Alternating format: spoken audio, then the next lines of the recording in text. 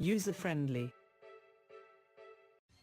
Hey guys, UzerFriendly here, your number one news source for everything geek, and welcome to the Libra Scan, the segment where we deeply analyze controversial topics in geek culture. I'm your host Anthony, and today I'm asking you guys, what exactly is geek culture, and how did it become the new social trend?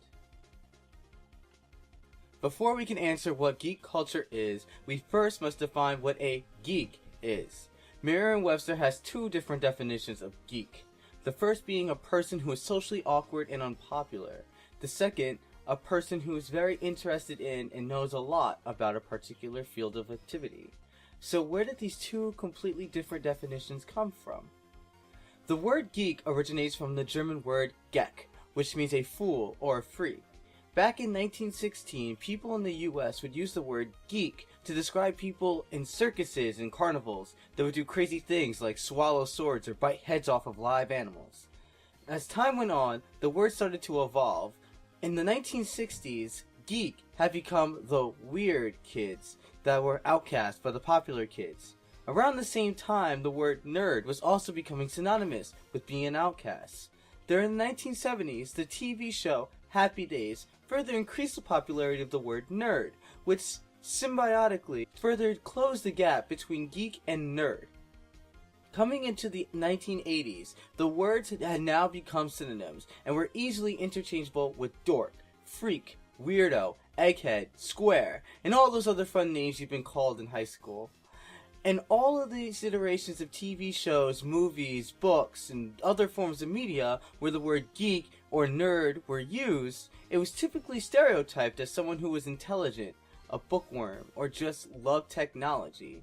I think that's the key to solving this mystery. Technology. As time went on, technology started to become more and more popular. In the late 70s into the early 80s, it was widely accepted that computers would soon revolutionize home and family life. The computer was even named Machine of the Year by Time magazine in 1982. But this bright ray of hope didn't last too long. According to Wikipedia, quote, by 1987, the predictive revolution was said to be in shambles, with only 15% of American homes owning a computer. Virtually every aspect that was foreseen would be delayed to later years, or would be entirely surpassed by later technological developments.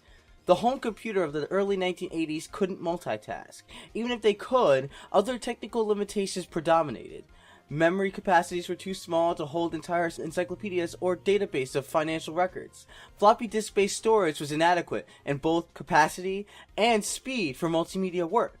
And the home's computer's graphic chips could only display blocky, unrealistic images and blurry, jagged text that would be too difficult to read a newspaper from.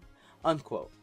Before too long, computer users were known as nerds, geeks, and hackers because computers weren't the norm. If you knew how to use a computer, or even had one, you were considered an outcast. People didn't understand, nor could foresee, what the home computer would actually become. Somewhere around 1992 or 1993, the modern web with HTTP addressing and graphic displays were put into use. This, combined with PC's more user-friendly, pun intended, Windows experience led to a huge increase in sales, and by the late 90s, they were common in use. But this still doesn't answer our question. When and why did being a geek become so popular? Well, there's no definitive answer to this. So here's my theory. Blame fruits, dollar bills, and Harvard. With the boom in innovative technology, more and more people were becoming focused on getting the newest, best electronic out there. The greatest smartphone or computer that they knew was the greatest because all of their friends had it.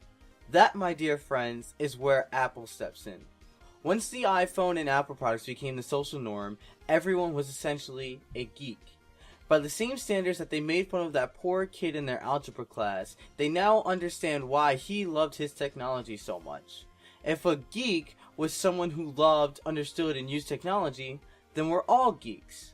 Not to mention the people who have streamlined and made technology into a social norm like Bill Gates and Steve Jobs are known as some of the most inspirational people of all time. Mark Zuckerberg, the creator of Facebook, was named Time Magazine's Person of the Year in 2012. All of these people, Steve Jobs, Bill Gates, Mark Zuckerberg, Gabe Newell, Will Wheaton, George Lucas, Felicia Day, John and Hank Green all consider and call themselves geeks. And the list doesn't just stop there. There are a myriad of inspirational people who say to the world, I am a geek and I am proud. Once social media became more and more popular, more people were discussing their interests, and it was easier to connect to people who loved World of Warcraft just as much as you do, or hated My Little Pony Friendship is Matches just as much as I do. People were becoming more and more accepting of things that weren't the social norm before this century. The number of people who started exploring more television shows and music and movies and video games because they saw it on YouTube or Facebook was exponentially increasing.